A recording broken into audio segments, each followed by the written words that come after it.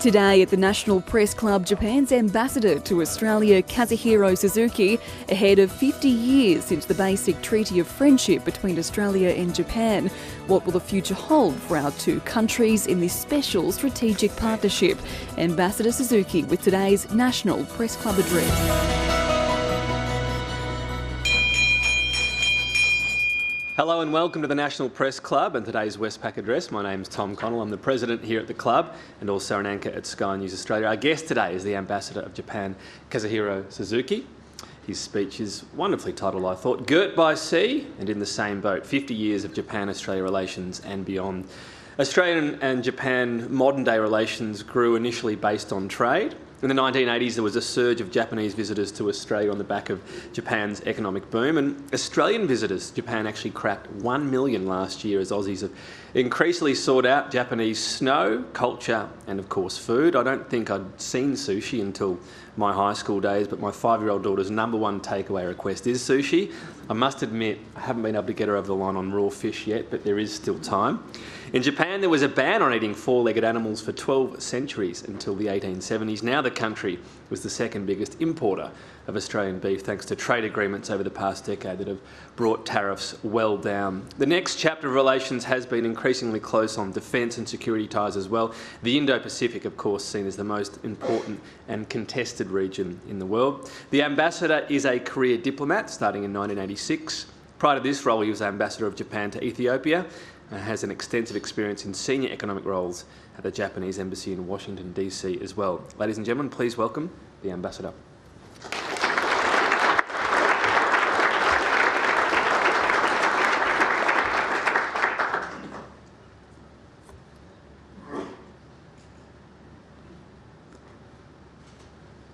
Thank you, Tom, for that kind introduction. It's a great privilege to be here at the prestigious National Press Club.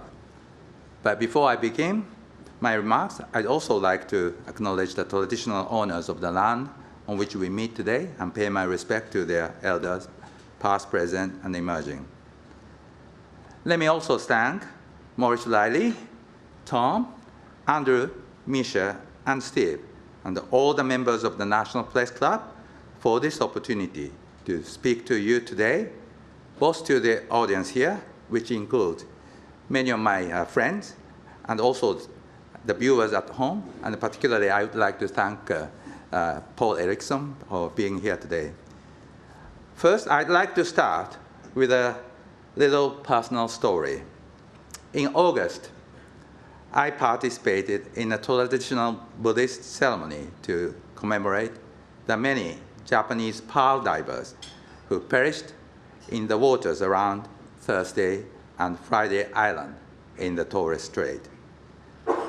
The Japanese cemetery there is surrounded by white sand beaches with turquoise blue seas.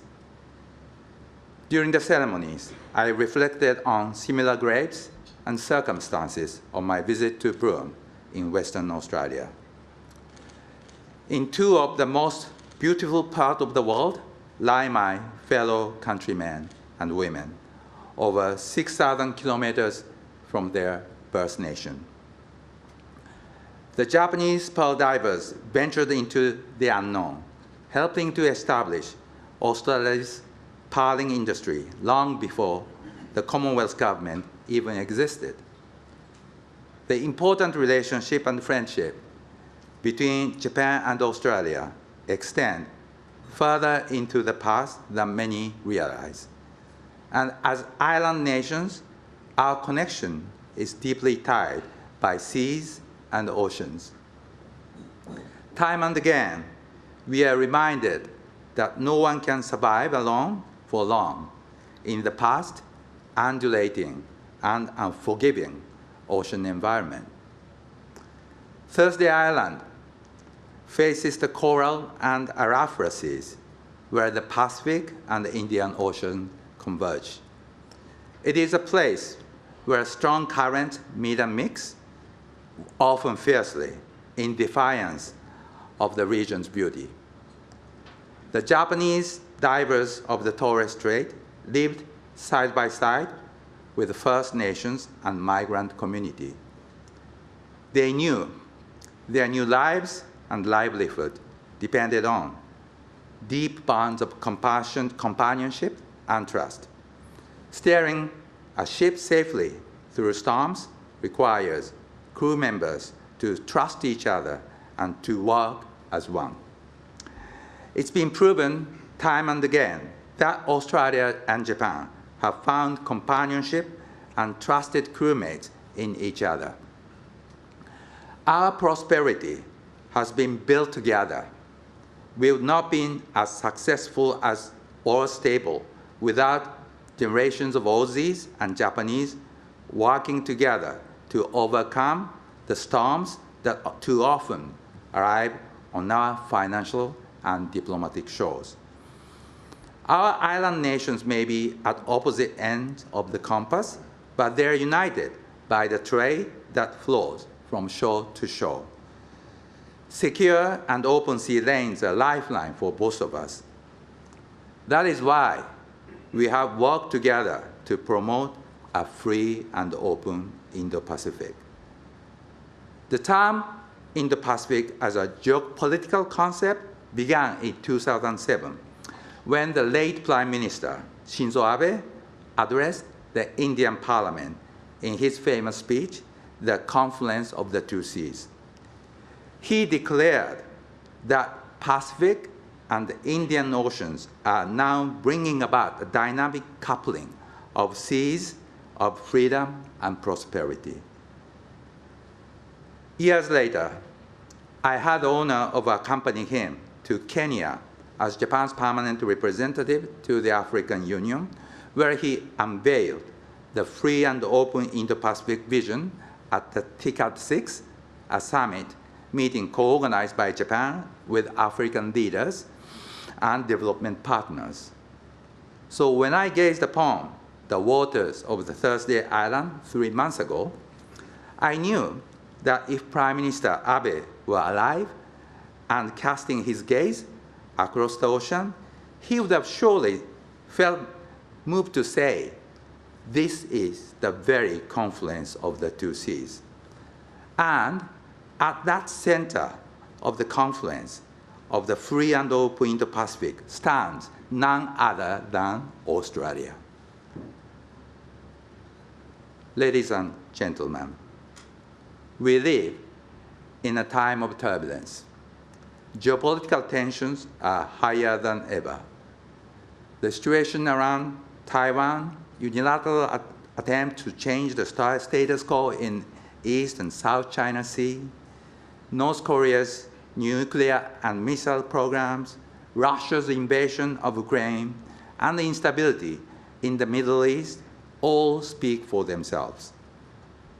We also see an accelerating arms race and intensifying competition for influence, particularly in developing countries. At the same time, global challenges such as climate change, rapid technological innovation in AI, and growing use of cyberspace demand greater attention. Challenges are emerging one after another and are more complex than ever. The scale, complexity, and speed of these challenges are nothing short of a storm, and no country can sail through it alone. More than simply recognizing the problems, what is needed are partners with the shared values and with the will and capacity to confront these challenging seas together. That is why our bilateral relationship is defined as special strategic partnership, and why Japan regards cooperation with Australia as the central pillar of coordination among like-minded countries. Australia's national defense strategy describes Japan as an indispensable partner. It is also why our relationship is often described as being allies in all but name. In today's unsettled international environment, the importance of a partnership has never been greater. In 2026, next year, we celebrate the 50th anniversary of the Basic Treaty of Friendship and Cooperation between Japan and Australia, also known as the Nara Treaty, that established a comprehensive framework for relations and became the foundation of today's our friendship and partnership. 50 years ago, in 1976, there remained, however, a certain degree of wariness towards Japan. But the courage and foresight of Prime Ministers Gough Whitlam and Malcolm Fraser allowed them to look beyond the horizon of post-war concerns and steer Australia toward a stronger relationship with my country. The treaty sent two powerful messages to the world. First, Australia was ready to engage directly with Asia in all aspects of its relationship with the region. And second, Japan was ready to begin building a new and close relationship with a country whose interests so closely resembled our own. It marked the start of a new era, a transformation in our bilateral ties. But treaty alone does not create strong ties.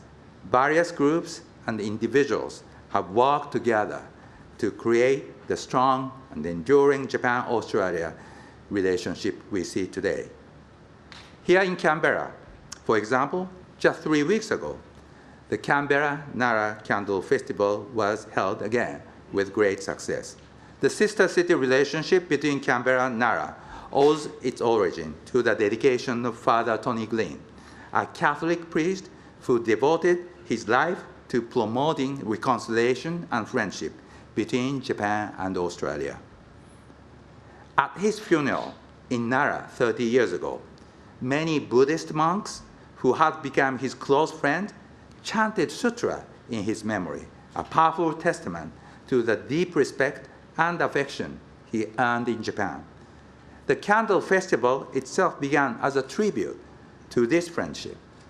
After Canberra suffered a devastating bushfire in 2003, the people of Nara brought 1,000 Tokai-style candles to offer their prayers for Canberra's recovery. That spirit of compassion continues to shine through every year. In relation to security, more than 40 joint activities and exercises have now taken place under the Reciprocal Access Agreement, with our defense forces working side by side around the world. This year's exercise Talisman Sabre saw 1,500 members of our self-defense forces take part, the largest number ever. One of the high points of my ambassadorship came just 3 months after my arrival in August 2023, when we welcomed Japan's Air Self-Defense Force F-35 to the Northern Territory, including Darwin, for their first training in Australia. And last year, Darwin hosted Japan, Australia, US Defense Ministers meeting. As you may know, Darwin suffered the greatest loss from Japanese attacks during the war, when the city was bombed by the Imperial Japanese Army in 1942. It lost 11 ships and 235 lives. Japan's Air Force being welcomed in Darwin could not have been imagined just a few short decades ago. This means a great deal to me personally as well, as I am the son of a pilot who was prepared to die as a kamikaze squadron leader off the coast of Okinawa during the Pacific War. However, a training accident left my father lying in a hospital bed, severely burned and in a coma when Japan surrendered. It took a long time for him to overcome the guilt of surviving while his friends died, but he came to live his life with a pride in his service to his country and with a profound understanding of the value of peace. So, as I stood on the tarmac that day with the F-35s, I felt certain my late father had guided me there as Japan's new ambassador to Australia to help strengthen reconciliation, and peace he had longed for. The sight of Australian and Japanese F-35s side by side was more than an illustration of mutual defense interest. It was a powerful symbol of reconciliation and the silver lining amid today's harsh global realities, a clear reminder that former enemies who fought fierce battles in the Pacific 80 years ago can reconcile and become true mates. But this mateship we treasure today could not have grown without sincere effort of countless ordinary Australians and Japanese who worked towards reconciliation over so many years. Selfless individuals in Darwin, in Cowra, in the RSL, and in the groups like Australian-Japan societies in the Northern Territory have worked for decades to heal the wounds of war. On the Japanese side as well, along with many citizens from Nara, there have been numerous acts of dedication, like the Nagakura Foundation in Cowra, and in Darwin, Mr. Ryugo Fujita and his company, who salvaged the sunken Australian ships from the war, determined to make amends for the harm caused by their own country. To all those Australians, Japanese, who demonstrated such compassion, patience, and respect for each other, I offer profoundest gratitude and highest appreciation. Reconciliation between Japan and Australia has advanced hand in hand with the strengthening of our economic and people-to-people ties. Since the 1960s, our two countries have built a mutually beneficial economic partnership. Japan's investment in Australia's resources, energy, and agriculture helped create jobs and industry here, while Australia's energy and materials fueled Japan's rise as an industrial power. Today, Japanese business activities in Australia continue to expand into new frontiers, such as retail, infrastructure, real estate, and financial services. Just last month, the Australia-Japan Joint Business Conference in Perth drew a record 706 participants. Japan remains the only country whose FDI in Australia has increased consistently over the past 11 years. Reflecting the broadening of these business ties, Australia has now become home to the second largest community of Japanese expatriates in the world, surpassing China and just behind the United States. In relation to people-to-people ties, according to the Lowy Institute poll, for the past 5 years in a row, Japan has been ranked #1 as Australia's most trusted global partners. And this year, that support figure reached a record 90%. Australia now has the highest number of Japanese language learners per capita in the world. This year, over 1 million Australians are expected to visit Japan for the first time. And at the Osaka Expo 2025, the Australian Pavilion welcomed 3 million visitors. Few could have imagined that our partnership would rise to such heights when the treaty was signed 50 years ago. Most important, both of our nations now have a strong respect for each other as fellow democracies, and our peoples have never stopped striving through mutual respect to reconcile, to understand, and to learn from one another. So now, the question before us are, how can we build on this strong foundation for the next 50 years? How can Japan and Australia work together for our mutual benefit, for the benefit of the region? And what should we be doing now to prepare for the next 50 years? Allow me to share my thought. For 80 years after the war, peace and stability in the Indo-Pacific have been underpinned by the United States and its robust hub-and-spokes alliance system. Within that framework, it has been Japan and Australia that have added resilience to regional stability through multilateral initiatives such as APEC, ASEAN Regional Forum, East Asia Summit, and the TPP, CPTPP. In the 21st century, as democracies face mounting external pressures, it is vital that we strengthen cooperation to reinforce those traditional alliance structure. The first priority is transform the Japan-Australia-US triangle, where the Japan-Australia side remains the shortest, into a more equilateral triangle by deepening Japan-Australia security cooperation. Equally, we must continue to advance multi-layered cooperation among democracies through frameworks such as the Quad, Japan-Australia-US, Japan-Australia-US-Philippines, and Japan-Australia-ROK New Zealand arrangement, referred to as the Asia-Pacific Four. These are not mutually exclusive, but mutually reinforcing initiatives, each of which energize the other. Within this framework, the Quad, which includes India, a maritime democracy serving as the other center of the confluence of the two seas, and the world's most populous country, has particular significance. Strengthening Quad will be essential. To make our Japan-Australia link stronger and to make the triangle more equilateral means broadening and deepening our cooperation. Specifically, this means using the Japan-Australia 2+2 framework to share strategic assessment, consider potential contingencies, and identify joint responses, thereby strengthening our joint deterrence. Cooperation beyond the traditional defense area is also increasingly vital.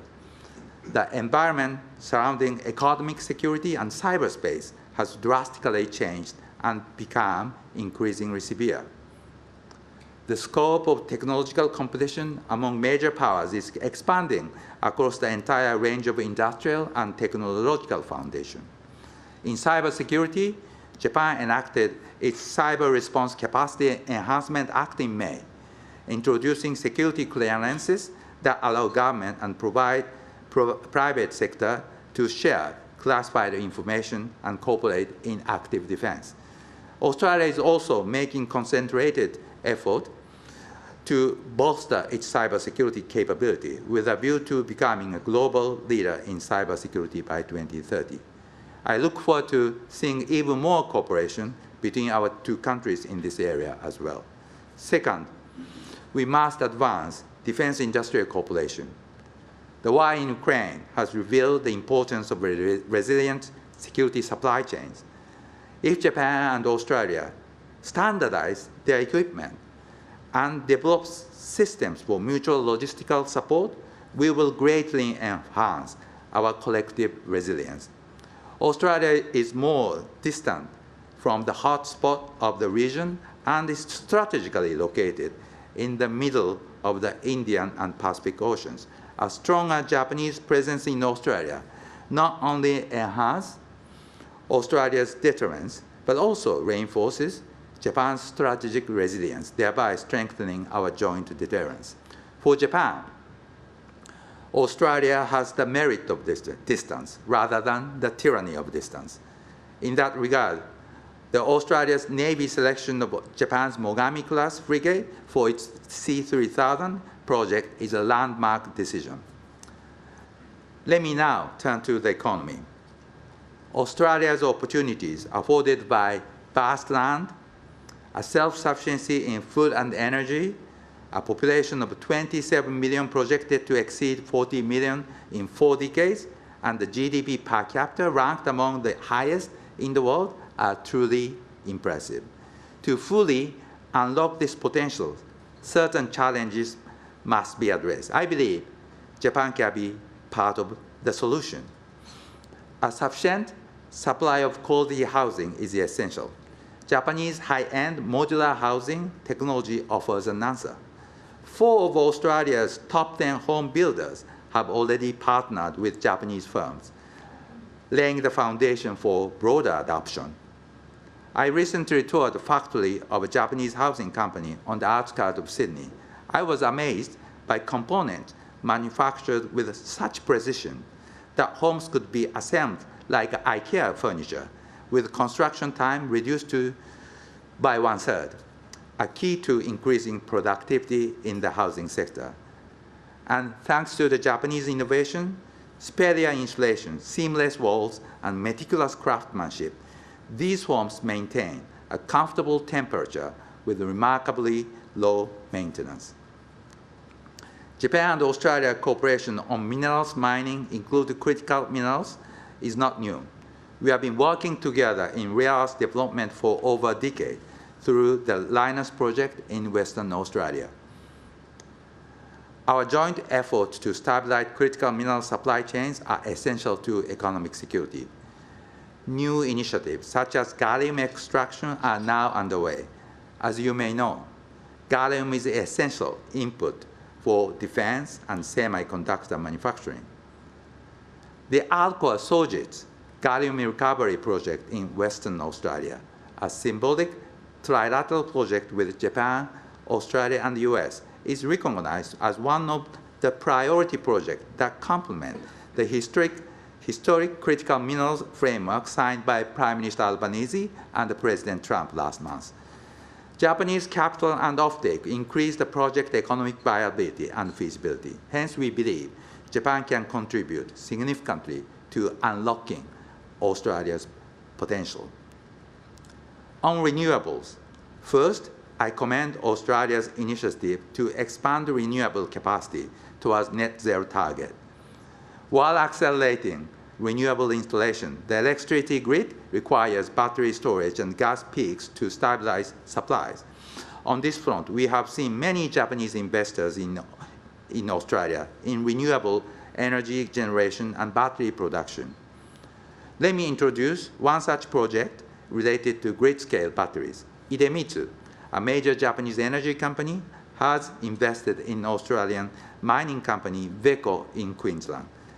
Their aim is to mine vanadium, refine it, turn it into battery electrolyte, and then supply it to battery manufacturers.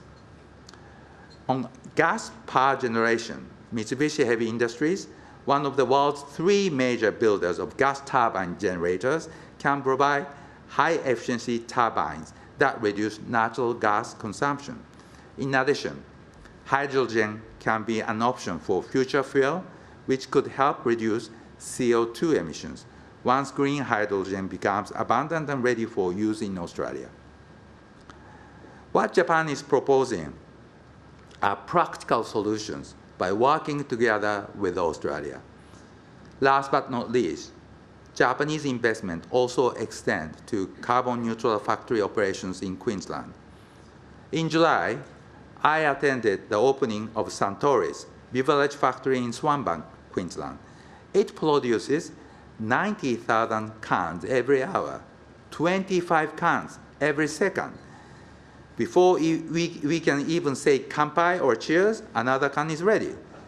Another example of improving Australia's manufacturing productivity.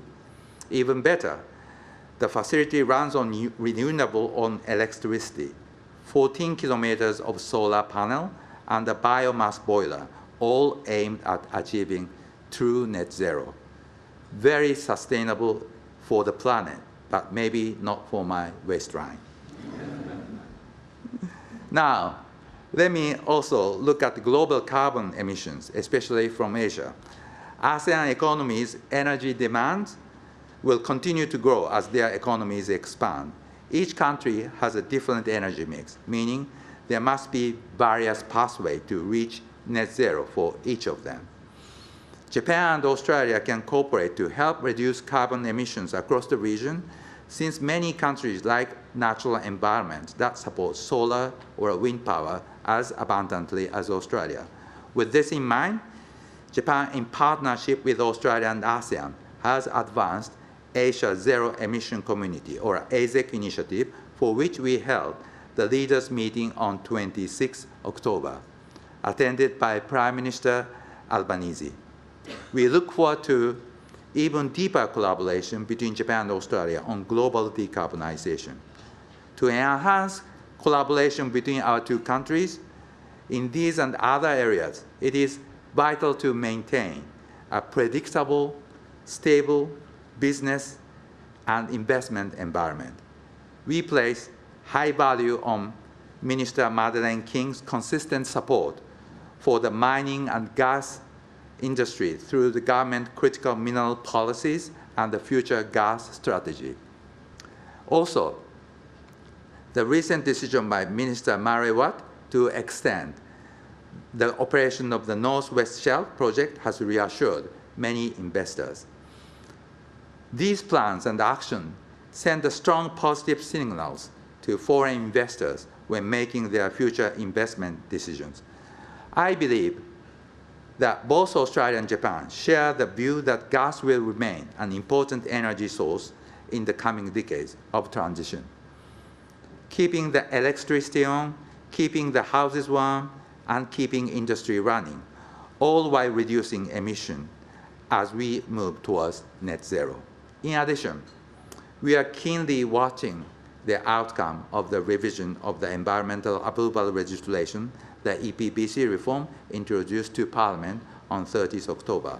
We hope it will bring more transparent and predictable processes for industry while maintaining Australia's strong environmental standards. In that sense, I would like to briefly touch on the potential for CCS, carbon capture and storage, to deliver a net zero society by 2025. In the early 2000s, many experts predicted that Australia's population could not exceed 25 million because of water scarcity. Yet today, projections suggest more than 40 million by 2060. Why? Because science and technology evolve. As you may be aware, this year, 3 scientists from Australia, Japan, and the United States won the Nobel Prize in Chemistry for pioneering metal organic frameworks, a concept that could revolutionize carbon capture. This shows how innovation drives progress. It would be wrong to assume that today's efficiency levels in CCS or other technologies will remain static until 2050.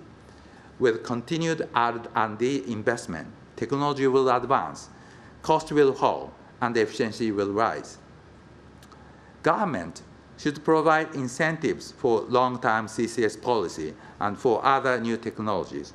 Japan is doing so, and Australia, blessed with depleted gas fields, ideal for storage, has even greater potential to do so. I hope to see more ambitious policies, including incentives for long-term projects to promote CCS as an important part of the path to net zero, which will also support Australia's domestic industry in the future. I believe that by increasing the predictability of the investment environment, we can further tap into Australia's vast potential. And I would urge all Australians to give this close consideration. Finally, let me touch on the intellectual exchanges, for they are an important source of innovation. This year, Australia had 9 universities ranked among the world's top 100, according to QS, a leading global university ranking organization. Frankly, I wonder how many Australians realize what a remarkable achievement this is.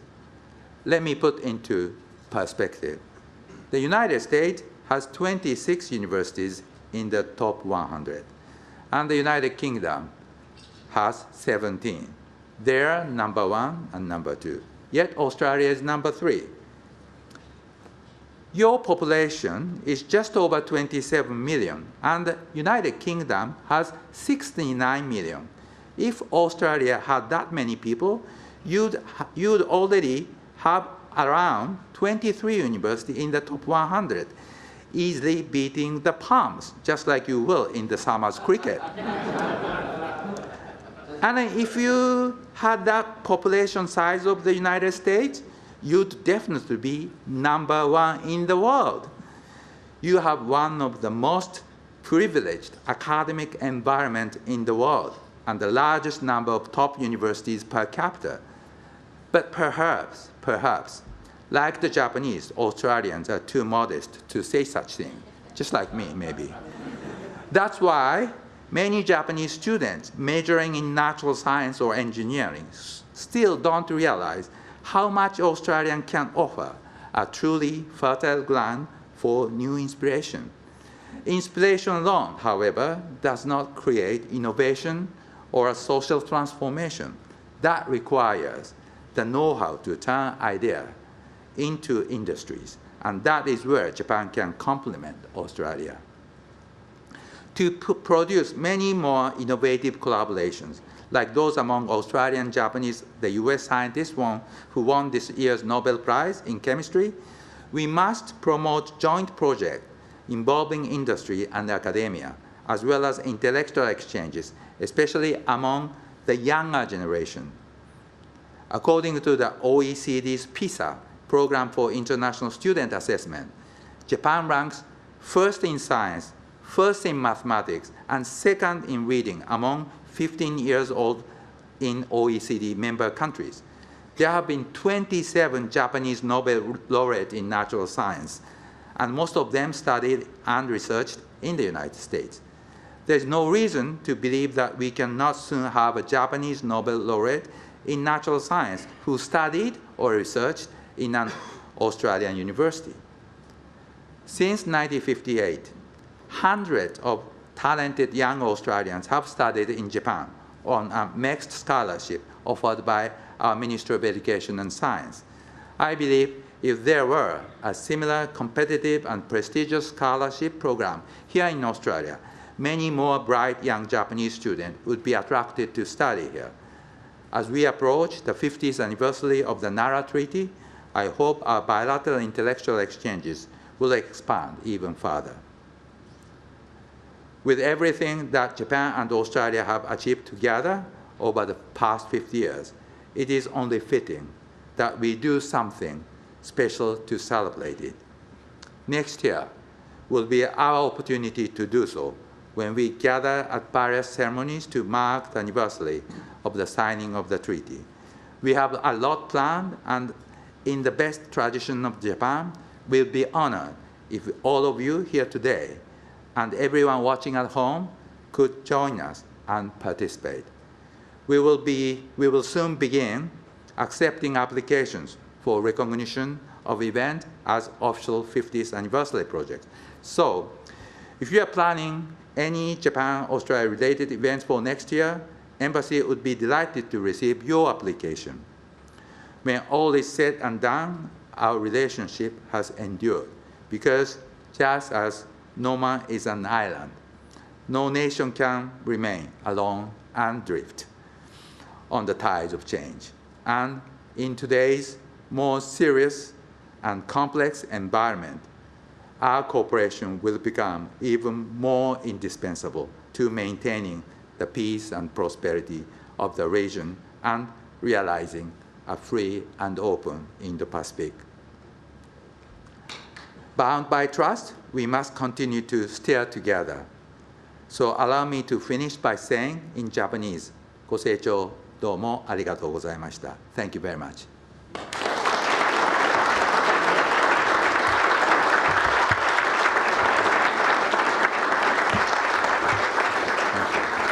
Thank you very much, Ambassador. You spoke about our two countries as being allies in all but name. Given Japan has now this sort of posture of positive pacifism and defence spending and a recognition of, you know, the dangers in the region, do you think there would be any appetite to make it formal allies at any stage? I think that's a good question. As I said, we have a triangle relationship between Japan, US, legal treaty ally, US, Australia, legal treaty allies, and Japan and Australia are not the legal treaty allies yet.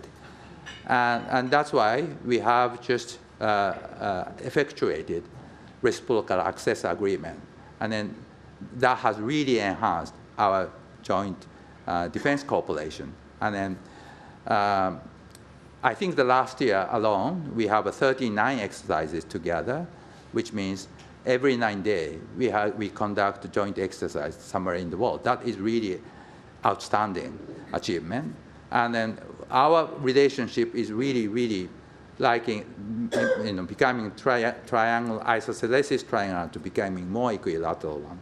So I think that's realistically is the best way to enhance our cooperation, to make legal joint frameworks, the security alliance between Japan and Australia may not be at the moment, is not too feasible. So I believe to make it gradual adaptation like this would probably the best realistic way. And together, well, we have also another framework, as I said, like a 2+2 meeting between Japan and Australia, where we have lots of things discussed together. Cyber security, economic security is another area that we can enhance our cooperation.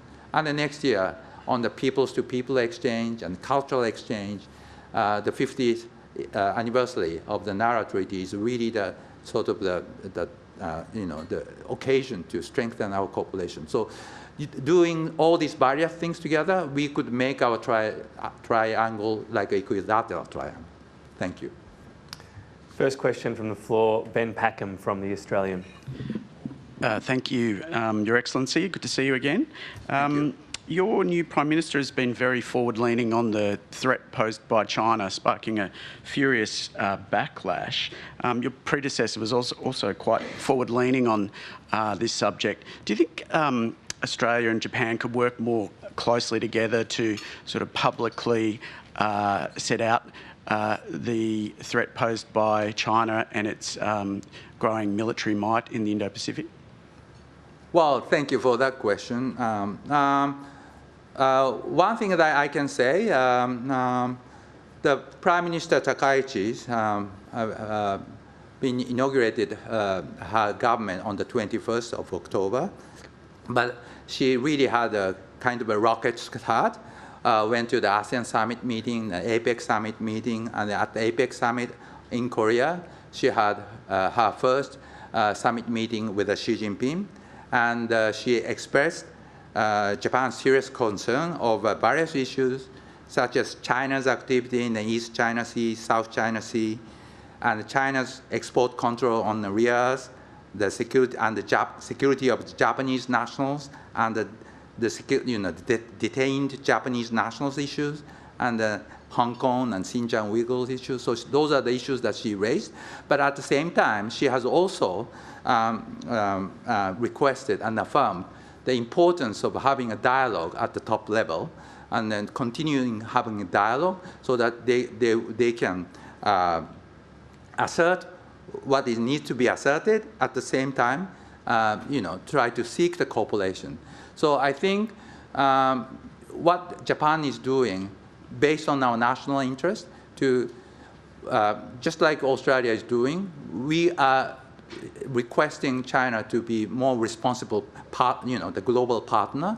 At the same time, we will cooperate where we can. I think the Prime Minister Albanese and this government is doing exactly the same.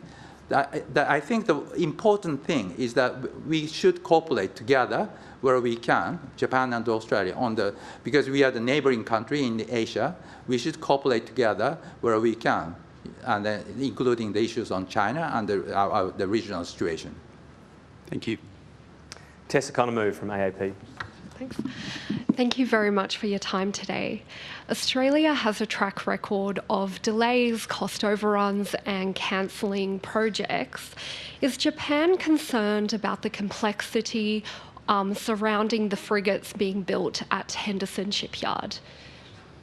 That's a very good question. What I can say is that on the frigate issue, Japan and Australia are closely cooperating together. For example, the Australian government has already decided to invest $12 billion in the Western Australia Henderson precinct. And also the Western Australian government has also made an announcement to build a standalone department to dealing with this Henderson precinct. So those are the really positive development. And then on our side as well, the Japanese government is collaborating very closely together with the private sector, which is joining this Mogami frigate program. So Japan and Australia, both the private sector and the government, are very, very much cooperating together. So I'm sure that there will be, this program will be handled as scheduled. Thank you. There was obviously the cancellation of French submarines. Did Japan seek any concrete assurances something similar would not happen? Well, we are cooperating very closely together, and we are trusted partners, so I don't think that would be necessary. Okay. Michael Reid from the AFR. Thanks, Your Excellency. Does Japan have any concerns about the application by South Korean defence company Hanwha to become the largest shareholder in the shipbuilder Austal, given Austal will likely be building the Japanese-designed Mogami frigates? I think Australia has the Foreign Investment Research Board, FIRB, to conduct all the foreign investment issues based on your national security, national interest. And the frigate, the project, the Mogami frigate project, is a joint project between Japan and Australia. And both of the national interests are closely involved. So I'm sure that the Australia government will handle these issues properly. Has Japan expressed any views during the foreign investment review process? I don't think that has happened yet, yes. But we trust Australia. Thank you. So you wouldn't seek to put your own view, you'd leave that in Australia's hands? I am not quite sure about the review process of FIRB.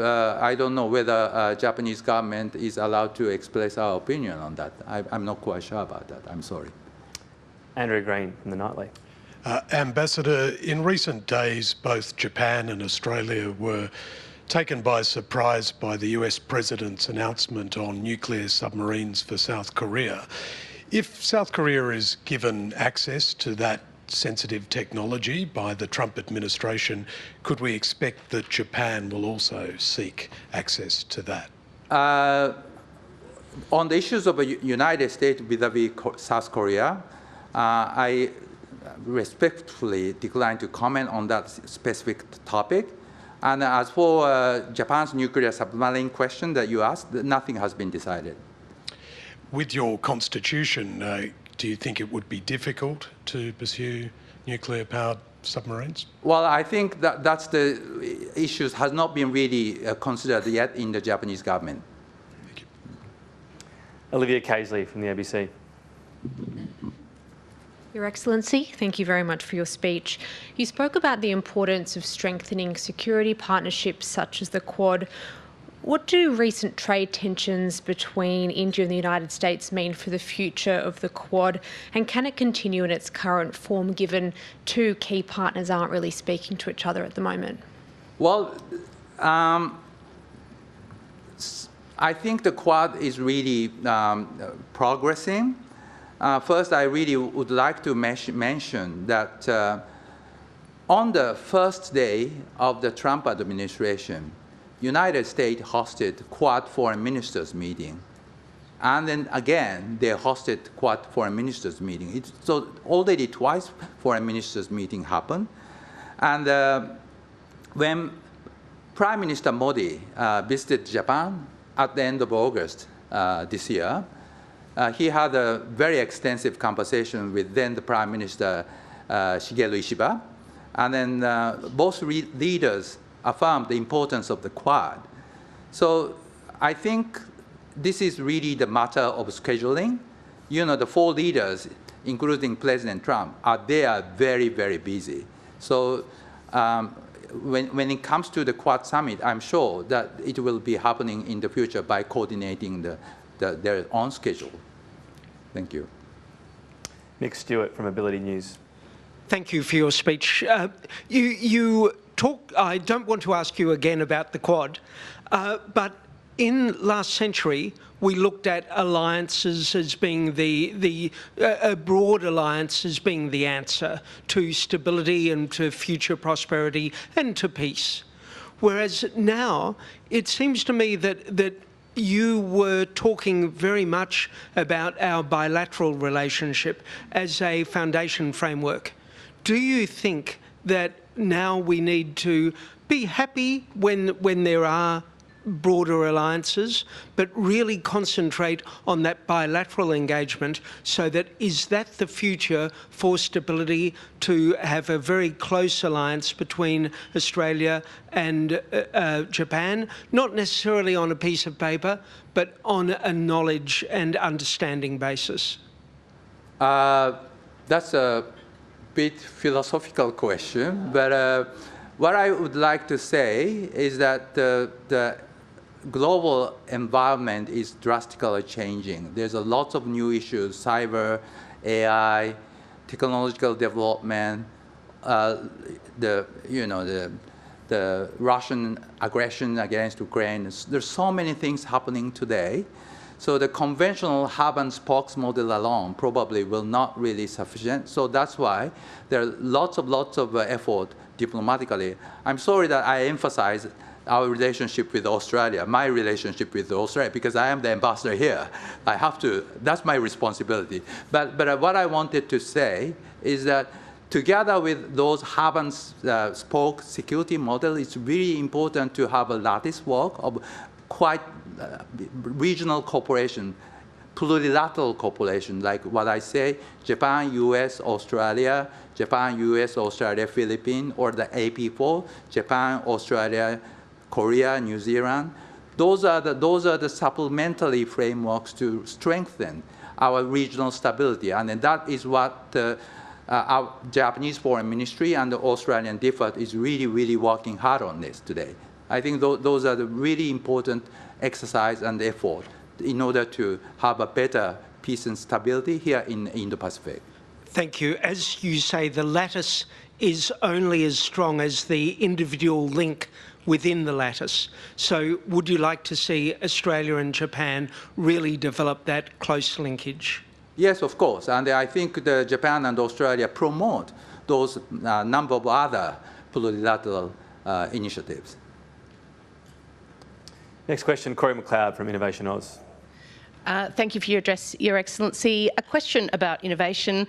We talked about research and industry collaboration. Are there specific things that Japan is interested in terms of critical and emerging technology that Australia has? We have a quantum strategy. Japan has also finalised its quantum strategy. Are there areas of interest where we can, unlock mutual benefit? Well, I'm not a scientist, so I cannot really specify which area is really that Japan has a strength. However, what I said, I think Australia has an enormous strength in your universities, researches, basic science, where the Japanese universities or Japanese companies really have the strength in applied science, applications, and manufacturing. So if we can combine it together, I'm sure that there is a win-win, the better positive result. I don't know which area. I think there are many areas, but this the one that the Nobel Prize winning the CCS, carbon capture initiative, is one area. So something like that would really make it our the day-to-day life much more richer. So I really hope that would be happening in the future. Thank you. Thank you. You mentioned high-end modular homes and the precision, putting it together like IKEA. I mean, hopefully it's not me putting it together, because you end up with a bag of 6 screws and you wonder where they all were meant to go. But what does Japan see as the opportunity? Because you'd be reading endlessly about our housing crisis and trying to build more. Would it be factories making it in Australia, being based in Australia, or exporting it? The factory I visited is a factory based in Australia, and they have a precision machine to create those pieces. And then they just assemble it together and they build the house. I was told that they could build the house in Japan. Once you have a contract, you can build a house in 6 months. 6 months in Japan. But here in Australia, they started, And then initially, it took 2 years to build the house. But now they've been shortened to 1.5 years, and their aim is to shorten further to make the houses ready after the contract within a year.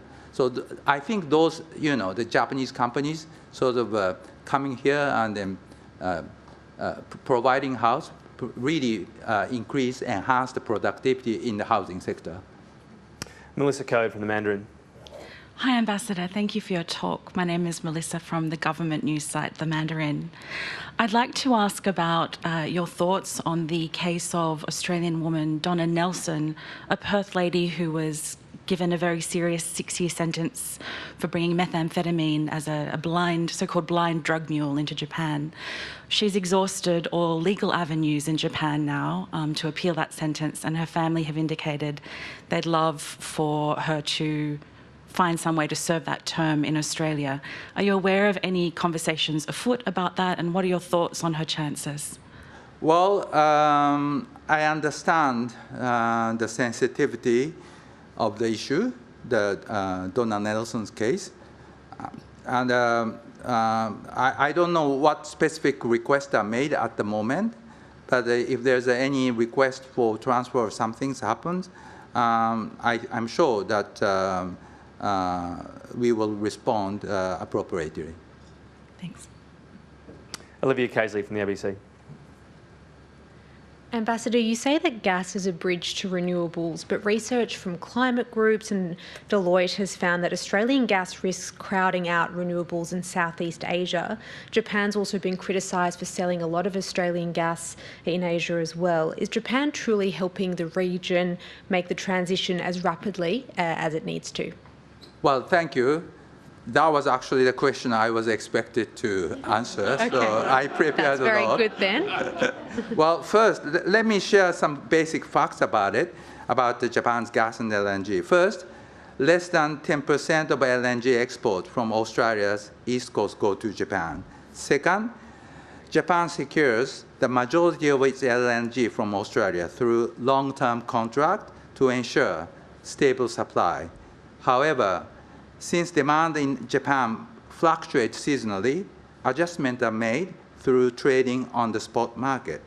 And third, there's a growing need for gas trading across Asia. Many developing countries in the region still rely heavily on coal and lack long-term gas contracts. So if they wish to develop gas-fired power plants in their countries, they need better access to the spot market.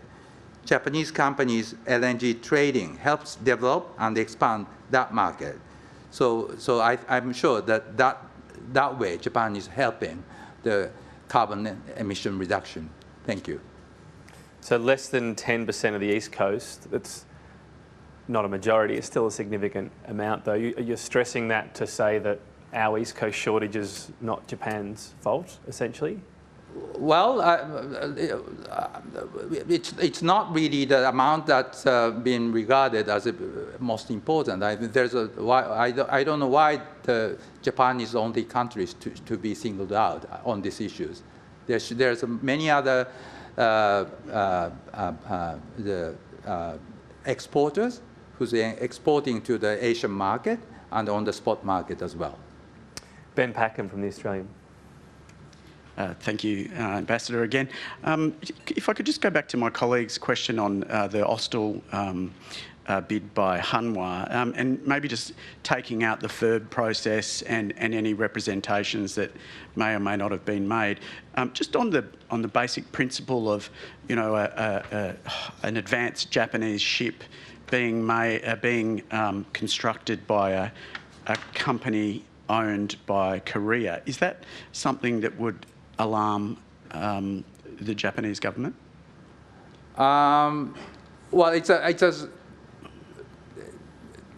I don't think I can really answer this specific company's involvement issues at the moment. It's not really decided yet. I think this is all what is being reported. So if that decision is made, probably there will be some reaction from the Japanese government. But at this moment, I'm not in a position to answer that kind of questions. I'm sorry. Okay, thank you. You mentioned in your speech increased turbulence around the Indo-Pacific. Obviously, the country that comes to mind is China.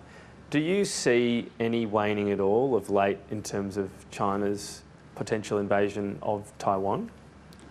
Well, for Japan, the peace and stability in the Taiwan Strait is really extremely important for the peace and stability of the international community as well as for Japan. So I'm sure that we will be communicating proper channel with the Chinese government and or Australian government and with the United States. And then at the moment, what is really important is to have what, as Prime Minister Takaichi said, it's extremely important to have a proper line of communication at the high level and also at the various levels so that there will be no misunderstanding between the countries involved. And those channels are, because obviously you mentioned that there's the rhetoric we get from the Chinese government, but then there's what we don't hear about. Those channels are still open, you feel, that misunderstanding possibility, is that there at the moment? Does that concern you? I think at least our government from the top level is very much willing to talk with the Chinese government, and then that our position. And how the Chinese will be reacting will be remain to be seen. Yeah. The other parallel, because you mentioned Ukraine, is obviously once an invasion happens, you're in a situation where you're just trying to arm a nation, and it's a very difficult situation. What about the prevention side? Do you think the world is wary enough and helping Taiwan prepare well enough if there is an invasion? Of Taiwan? I'm sorry, your question is about Taiwan or It is about Ukraine? Taiwan, sorry, that obviously once there is an invasion, if you like, it's a case of prevention versus cure. Do you think enough is being done right now for Taiwan to be able to prepare itself? Oh, well, I'm not in a position to answer that question. All what I can say is that we really have to have a proper defense capability to increase our deterrence capability, and that's what many countries are doing, including Australia and Japan, and in the region. And then also the United States is doing that too. I'll go now to our CEO, Maurice Riley. Thanks, Tom. Thank you, Excellency, for being here today. My question's about the ageing population. Australia's got an ageing population. Japan's got an ageing population. We've got falling birth rates. Can you tell us how Japan is rising to that particular challenge? Because we're thinking about the next 50 years, where do we find our future workforces? I think that's a really good question, and then yeah, you're right that Japan is an aging society, and then probably the most advanced society in terms of having the reduction in the population. And there's a lot area that we've been tackling, and we've been piling our know-how and the expertise. And then, as you been rightly explained, Australia is also actually aging society. Did you know that Australia's males, the average life expectancy now surpassed the Japanese males' life expectancy? So that means that Australia is also getting into the aging society. So there, I'm sure that there's a lot of area that we can collaborate, because we have a number of, because we've been challenged for many, many years now about having a smaller population. And how I think the most important things coming to the next year is, of course, coping with the aging society is one thing, but also investing in the young generation is another very important area in order to enhance our society's productivity. I think that is what next year is meant for. I think we really have to target for what we should do for the next 50 years to invest in the younger generation, make them more opportunity, and what the two countries can do. Those are the areas, and that's why I said exchanging the students, inviting more Japanese students here would probably create a better opportunity for both countries. So those are my proposals. Thank you very much. And the immigration side, 1 million Aussies going over each year, would you make it easier for any of them to stay? I think the Australian tourist is now counted at 1 million figure. However, there are very good tourists in Japan. They explore, like many of you here, go to Hokkaido for skiing, and then lots of area for onsen and hot springs. So basically, I think Aussies are very much welcomed in Japan as a great tourist. All right, Ambassador, you've been generous with your time. We've got a gift here of membership here at the club, so you're welcome back anytime. Ladies and gentlemen, please thank the Ambassador. Thank you.